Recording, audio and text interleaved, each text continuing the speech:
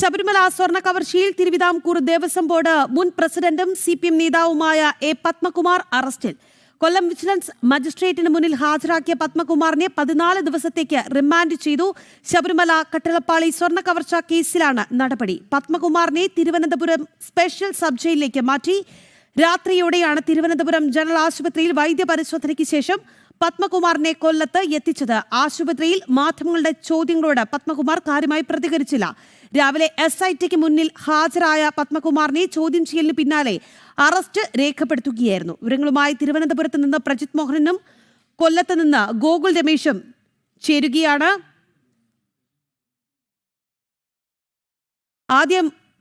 ആദ്യം ഗോകുലിലേക്ക്. ഗോകുൽ, പത്മകുമാർ ഇപ്പോൾ റിമാൻഡിലാക്കിയിട്ടുണ്ട്.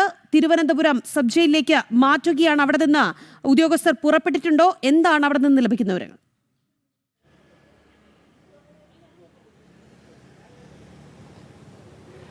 രാഖി, നിലവിൽ കോടതി നടപടികൾ പൂർത്തിയായി. പത്മകുമാറുമായിട്ട് SIT സംഘം തിരുവനന്തപുരത്തേക്ക് അല്പസമയം മുമ്പ് ഇവിടെ നിന്ന് പോവുകയും ചെയ്തിട്ടുണ്ടായിരുന്നു. ഇന്ന് കോടതി സമയം അവസാനിച്ചതിന് ശേഷം രാത്രി 8 മണിയോട് കൂടിയിട്ടാണ് SIT സംഘം പത്മകുമാറുമായിട്ട് കൊല്ലത്തേക്ക് എത്തിയത്.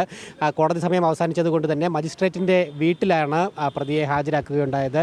കൊല്ലം വിജിലൻസ് മജിസ്ട്രേറ്റാണ് ഈ കേസുമായി ബന്ധപ്പെട്ട പൂർത്തീകരിച്ചത്. എന്തായാലും പത്മകുമാറിനെ റിമാൻഡിൽ മാറ്റിയിരിക്കുകയാണ്. 14 ദിവസത്തേക്കാണ് റിമാൻഡ് കാലാവധി. അതിനുശേഷം അദ്ദേഹവുമായിട്ട് SIT സംഘം തിരുവനന്തപുരം സ്പെഷ്യൽ സബ് ജയിലിലേക്കാണ് ഇപ്പോൾ പോയിരിക്കുന്നത്. എന്തായാലും ഈ കേസിൽ, അതായത് കട്ടളപ്പാളി സ്വർണ്ണ കവർച്ച കേസുമായി ബന്ധപ്പെട്ടാണ് പത്മകുമാറിൻ്റെ അറസ്റ്റ് ഉണ്ടായത്. ആ കേസിൽ 8ാം പ്രതിയാണ് നിലവിൽ മുൻ ദേവസ്വം ബോർഡ് പ്രസിഡന്റായിരുന്ന എ പത്മകുമാർ. 2019, അതായത് ശബരിമലയിൽ ഈ ക്രമക്കേടുകളൊക്കെ നടക്കുന്ന കാലയളവിൽ അന്നത്തെ ദേവസ്വം ബോർഡിൻ്റെ പ്രസിഡന്റായിരുന്നു എ പത്മകുമാർ. പത്മകുമാറിൻ്റെ ആസൂത്രണത്തിലാണ്, അല്ലെങ്കിൽ അദ്ദേഹത്തിൻ്റെ അറിവോട് കൂടിയിട്ടാണ് സ്വർണം ചെമ്പായി മാറിയിട്ടുള്ള ക്രമക്കേടുകളൊക്കെ ശബരിമല കേന്ദ്രീകരിച്ചുകൊണ്ട് നടന്നത് എന്നുള്ള കാര്യം അന്വേഷണ സംഘം നേരത്തെ തന്നെ കണ്ടെത്തിയിട്ടുണ്ടായിരുന്നു. അതോടൊപ്പം തന്നെ 1ാം പ്രതിയായിട്ടുള്ള ഉണ്ണികൃഷ്ണൻ പോറ്റിക്ക് എല്ലാ ഒത്താശയും ചെയ്തു നൽകിയത് എ പത്മകുമാർ ആയിരുന്നുവെന്നും ഈ പോറ്റിയുമായിട്ട് പത്മകുമാറിന് സാമ്പത്തിക ഇടപാടുകളടക്കം ഉണ്ടായിരുന്നുവെന്നും അന്വേഷണ സംഘം കണ്ടെത്തിയിട്ടുണ്ടായിരുന്നു. അതിൻ്റെ അടിസ്ഥാനത്തിൽ തെളിവ് ശേഖരണം അടക്കം പൂർത്തീകരിച്ചതിന് ശേഷമാണ് അന്വേഷണ സംഘം പത്മകുമാറിൻ്റെ അറസ്റ്റിലേക്ക് കടന്നത്. നേരത്തെ ആദ്യഘട്ടം മുതൽ തന്നെ ഈ കേസുമായി ബന്ധപ്പെട്ട ആരോപണങ്ങൾ ഉയർന്നു വന്ന സാഹചര്യത്തിൽ തന്നെ പത്മകുമാറിൻ്റെ പേരും സംശയനിഴലിലുണ്ടായിരുന്നു, പ്രതിസ്ഥാനത്ത് ആരോപിക്കപ്പെട്ടിട്ടുണ്ടായിരുന്നു. അതിനുശേഷം വിശദമായിട്ട് ഉള്ള അന്വേഷണ നടപടികൾ ആരംഭിച്ചതിന് ശേഷം പ്രധാന പ്രതികളായിട്ടുള്ള ഉണ്ണികൃഷ്ണൻ പോറ്റിയിൽ നിന്നും അതോടൊപ്പം തന്നെ മുരാരി ബാബുവിൽ നിന്നും സുധീഷ് കുമാറിൽ നിന്നും അടക്കം ലഭിച്ചിട്ടുള്ള മൊഴികളുടെ കൂടി അടിസ്ഥാനത്തിലാണ് പത്മകുമാറിൻ്റെ പങ്ക് കൂടുതൽ വ്യക്തമാവുകയും പത്മകുമാറിൻ്റെ ആസൂത്രണത്തിലാണ് അവിടെ ക്രമക്കേടുകളൊക്കെ നടന്നത് എന്ന് അന്വേഷണ സംഘത്തിന് ബോധ്യമാവുകയും ചെയ്തത്. അതിൻ്റെ അടിസ്ഥാനത്തിൽ, ആ മൊഴികളുടെ അടിസ്ഥാനത്തിൽ കൂടുതൽ വിവരശേഖരണവും കൂടുതൽ തെളിവെടുപ്പും കൂടി പൂർത്തീകരിച്ചതിന് ശേഷമാണ് പത്മകുമാറിലേക്ക് അന്വേഷണ സംഘം എത്തിയത്. നേരത്തെ ഏതാനും ആഴ്ചകൾക്ക് മുമ്പ് തന്നെ പത്മകുമാറിനെ അറസ്റ്റ് ചെയ്യുമെന്നുള്ള രീതിയിലുള്ള വിവരങ്ങളൊക്കെ പുറത്തു വന്നിരുന്നെങ്കിലും ഇന്ന് രാവിലെയോട് കൂടിയിട്ടാണ് പത്മകുമാറിനെ തിരുവനന്തപുരത്തെ ക്രൈംബ്രാഞ്ചിലെ ഓഫീസിലേക്ക് വിളിച്ചു വരുത്തി ചോദ്യം ചെയ്യുകയും അതിനുശേഷം ഇന്ന് വൈകുന്നേരത്തോടു കൂടി അറസ്റ്റ് രേഖപ്പെടുത്തുകയും ചെയ്തത്. എന്തായാലും ഈ ഘട്ടത്തിൽ പത്മകുമാറിനെ അന്വേഷണ സംഘം കസ്റ്റഡിയിൽ ആവശ്യപ്പെട്ടിട്ടില്ല. ഏതാനും ദിവസങ്ങൾക്കുള്ളിൽ തന്നെ അന്വേഷണ സംഘം പത്മകുമാറിനെ വീണ്ടും കസ്റ്റഡിയിൽ വാങ്ങി ചോദ്യം ചെയ്യൽ നടപടികളടക്കം പൂർത്തീകരിക്കുമെന്നാണ് മനസ്സിലാക്കുവാനായിട്ട് സാധിക്കുന്നത്. ഒപ്പം മുൻ ദേവസ്വം കമ്മീഷണറായിരുന്ന N വാസുവിനെയും ഇന്ന് അന്വേഷണ സംഘം കസ്റ്റഡിയിൽ വാങ്ങിയിട്ടുണ്ടായിരുന്നു. അതായത് പത്മകുമാർ കസ്റ്റഡിയിൽ ഇരിക്കുന്ന വേളയിൽ തന്നെ വാസുവിനെയും അന്വേഷണ സംഘം കസ്റ്റഡിയിൽ വാങ്ങുകയും ഒക്കെ തന്നെ ചെയ്തിട്ടുണ്ടായിരുന്നു. എന്തായാലും ഈ N വാസു അതോടൊപ്പം തന്നെ എ പത്മകുമാർ എന്നിങ്ങനെയുള്ള 2 പ്രമുഖരായിട്ടുള്ള CPM നേതാക്കൾ ഈ സ്വർണ്ണക്കൊള്ളയുമായി ബന്ധപ്പെട്ട കേസിൽ അറസ്റ്റിലായിരിക്കുകയാണ്, ജയിലിലായിരിക്കുകയാണ് എന്നുള്ളതാണ് CPMനെ സംബന്ധിച്ചിടത്തോളം ഏറെ പ്രതിരോധം തീർക്കുന്ന ഒരു ഘടകമെന്ന് പറയുന്നത്. പ്രത്യേകിച്ച് തദ്ദേശ തെരഞ്ഞെടുപ്പ് അടക്കം നടക്കാനിരിക്കുന്ന ഒരു സാഹചര്യത്തിലാണ് ഇത്തരത്തിൽ 2 പ്രമുഖരായിട്ടുള്ള രാഷ്ട്രീയ നേതാക്കൾ ഇടതുപക്ഷത്തിൻ്റെ ഭാഗത്തു നിന്നും ജയിലിലേക്കുള്ളിലേക്ക് പോകുന്നത് എന്നുള്ളതാണ്. എന്തായാലും ഇടത് നേതാക്കൾ ഇതിനെ ന്യായീകരിച്ചുകൊണ്ട് പല ക്യാപ്സുകളുമൊക്കെ ആയി പ്രതികരിക്കുന്നുണ്ടെങ്കിൽ പോലും ഇത് CPMനെ സംബന്ധിച്ചിടത്തോളം വലിയ ഊരാക്കുരുക്കായിട്ട് മാറിക്കഴിഞ്ഞിരിക്കുന്നു എന്നുള്ള കാര്യത്തിൽ യാതൊരു സംശയമില്ല. ഒപ്പം പത്മകുമാറിൻ്റെ അറസ്റ്റിന് ശേഷം പത്മകുമാറിൻ്റെ വീടിൻ്റെ പരിസരത്തടക്കം വലിയ ആഹ്ലാദ പ്രകടനങ്ങൾ ഹൈന്ദവ വിശ്വാസികളുടെയും ഹൈന്ദവ സംഘടനകളുടെയും ഒക്കെ നേതൃത്വത്തിൽ നടക്കുകയും ചെയ്തിട്ടുണ്ടായിരുന്നു. അതായത് ലഡ്ഡു വിതരണം അടക്കം പത്മകുമാറിൻ്റെ ആറന്മുളയിലെ വീടിന് സമീപത്ത് ഹിന്ദു ഐക്യവേദി പ്രവർത്തകരും അതോടൊപ്പം തന്നെ ഹൈന്ദവ വിശ്വാസികളും അങ്ങനത്തെ പരിപാടികളൊക്കെ സംഘടിപ്പിക്കുകയും ഒക്കെ തന്നെ ചെയ്തിട്ടുണ്ടായിരുന്നു. എന്തായാലും പത്മകുമാർ അറസ്റ്റിലായിരിക്കുന്നത് CPMനെ സംബന്ധിച്ചിടത്തോളം, പ്രത്യേകിച്ച് ശബരിമല സ്ഥിതി ചെയ്യുന്ന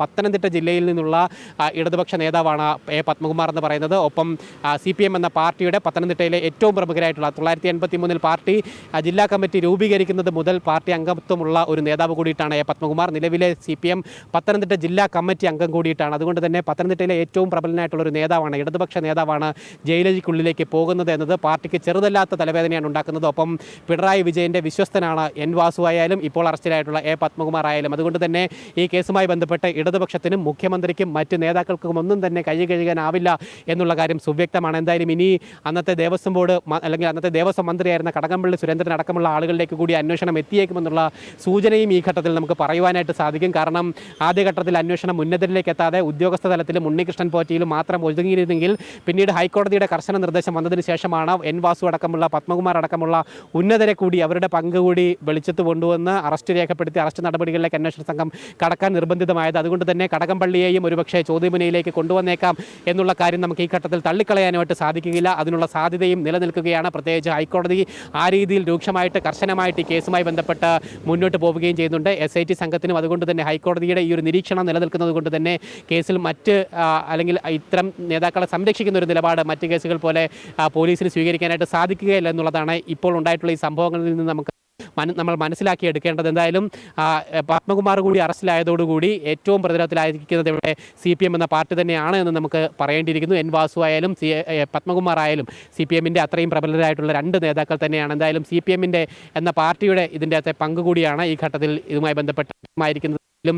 വരുന്ന രാഷ്ട്രീയ സാഹചര്യങ്ങൾ അതിൽ ഇടതുപക്ഷത്തിന് ഈ കേസ് ഈ അറസ്റ്റുകൾ വളരെ പ്രതിരോധം സൃഷ്ടിക്കുമെന്നുള്ള പ്രജിത് മോഹനിലേക്ക് കൂടി പോവുകയാണ്. പ്രജിത്ത്, ദേവസ്വം മന്ത്രിയായിരുന്ന കടകംപള്ളി സുരേന്ദ്രന് കുരുക്കിട്ടിട്ടാണ് പത്മകുമാർ മൊഴി നൽകിയിട്ടുള്ളത്.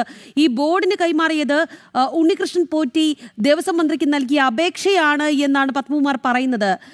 ഈ സർക്കാരിന്റെ അനുമതിയോടെയാണ് ഈ ഉത്തരവിൽ രേഖപ്പെടുത്തിയത് എന്നൊക്കെ പറയുമ്പോൾ അത് കടകംപള്ളിയിലേക്ക് തന്നെയാണ് കാര്യങ്ങൾ നീങ്ങുന്നത് അല്ലേ?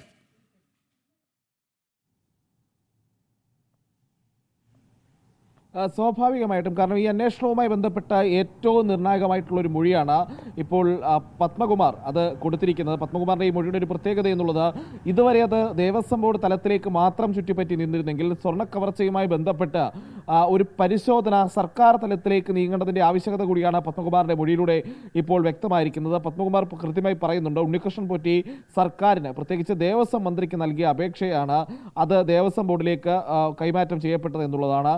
അങ്ങനെ ആ സർക്കാരിൽ നിന്ന് ലഭിച്ച അപേക്ഷ, ദേവസ്വം മന്ത്രിയിൽ നിന്ന് ലഭിച്ച അല്ലെങ്കിൽ അവിടെ നിന്ന് ഫോർവേഡ് ചെയ്യപ്പെട്ട അപേക്ഷ, അതിലാണ് ദേവസ്വം ബോർഡ് ഇത്തരമൊരു തീരുമാനമെടുത്തിരിക്കുന്നത്. അതിൽ തന്നെ ഈ ദേവസ്വം ബോർഡിലെ ഉദ്യോഗസ്ഥരെയും മുൻ ദേവസ്വം കമ്മീഷണറായിരുന്ന എൻ വാസുവിനെയും ഒക്കെ കുറ്റപ്പെടുത്തിക്കൊണ്ടാണ് പത്മകുമാർ ആ ഒരു മൊഴി നൽകിയിരിക്കുന്നത്. ഈ ഉദ്യോഗസ്ഥരുടെ നിർദ്ദേശപ്രകാരം സർക്കാരിൽ നിന്ന് വന്ന അല്ലെങ്കിൽ സർക്കാരിൽ നിന്ന് കൈമാറ്റം ചെയ്യപ്പെട്ട ഉത്തരവിൽ, ആ ഉത്തരവിനനുസരിച്ചുള്ള പറഞ്ഞൊരു തെറ്റുണ്ട്, സർക്കാരിന് ലഭിച്ച അപേക്ഷ അത് സർക്കാരിൽ നിന്ന് ദേവസ്വം ബോർഡിലേക്ക് വരികയും ആ ദേവസ്വം ബോർഡിലേക്ക് വന്ന അപേക്ഷയിൽ ഉദ്യോഗസ്ഥരുടെ നിർദ്ദേശപ്രകാരം നടപടികൾ സ്വീകരിച്ചു എന്നുള്ള ഒരു മൊഴിയാണ് ഇപ്പോൾ പത്മകുമാർ നൽകിയിരിക്കുന്നത്. കൃത്യമായി തനിക്ക് മുകളിലുള്ള ആളുകളിലേക്ക് പത്മകുമാർ വിരൽ ചൂണ്ടുന്നു എന്നുള്ളതാണ് നമ്മൾ ഇന്ന് പകൽ മുഴുവൻ ചോദിച്ചൊരു ചോദ്യം. ഇതാണ്, പത്മകുമാറിന് തനിക്ക് മുകളിലേക്കുള്ളവരിലേക്ക് വിരൽ ചൂണ്ടുമോ എന്നുള്ളത്.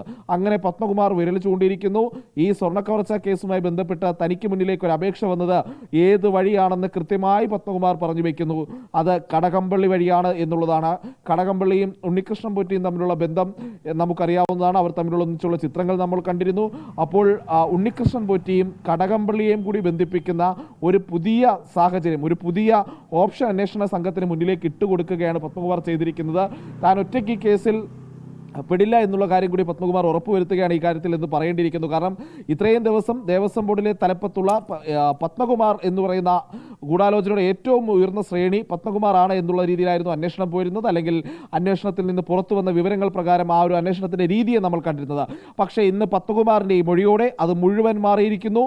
അന്നത്തെ ദേവസ്വം മന്ത്രിക്കും സ്വർണ്ണക്കവർച്ചയിൽ പങ്കുണ്ടായിരുന്നു എന്നുള്ളൊരു സംശയം ജനിപ്പിക്കുന്ന ഒരു മൊഴി, അല്ലെങ്കിൽ ഉണ്ണികൃഷ്ണൻ പോറ്റി വന്നത് ദേവസ്വം മന്ത്രി വഴിയാണ് എന്നുള്ളൊരു മൊഴി കൂടി അവിടെ വെക്കുമ്പോൾ പത്മകുമാർ കൃത്യമായി പറഞ്ഞു വയ്ക്കുന്നു, താൻ ഒറ്റയ്ക്ക് ഈ കേസിൽ കുടുങ്ങില്ല, ഒറ്റയ്ക്ക് സ്വർണ്ണക്കവർച്ച കേസിൽ പ്രതിയാകില്ല, അകത്ത് പോകില്ല എന്നുള്ളത്. അത് തനിക്ക് മുകളിലുള്ളവരുടെ നിർദ്ദേശാനുസരണം കൂടിയാണ് താൻ ഈ നടപടികൾ ചെയ്തത് എന്ന് പറയാതെ പറഞ്ഞു വെക്കുകയാണ് പത്മകുമാർ എന്നുള്ളത് നമ്മൾ കാണേണ്ടിയിരിക്കുന്നു. ഇന്ന് പത്മകുമാർ മാധ്യമങ്ങൾക്ക് മുന്നിൽ ആകെ ഒരു കാര്യം മാത്രമാണ് പ്രതികരിച്ചത്, എല്ലാം അയ്യപ്പൻ തീരുമാനിക്കുമെന്നുള്ളത്. അങ്ങനെ അയ്യപ്പൻ തീരുമാനിക്കുമ്പോൾ അതിനൊപ്പം ഈ മൊഴി കൊടുത്തത് കൂടി നിൽക്കുമ്പോൾ കൃത്യമായി പത്മകുമാർ കടകംപള്ളിയെ ലക്ഷ്യമിടുന്നു.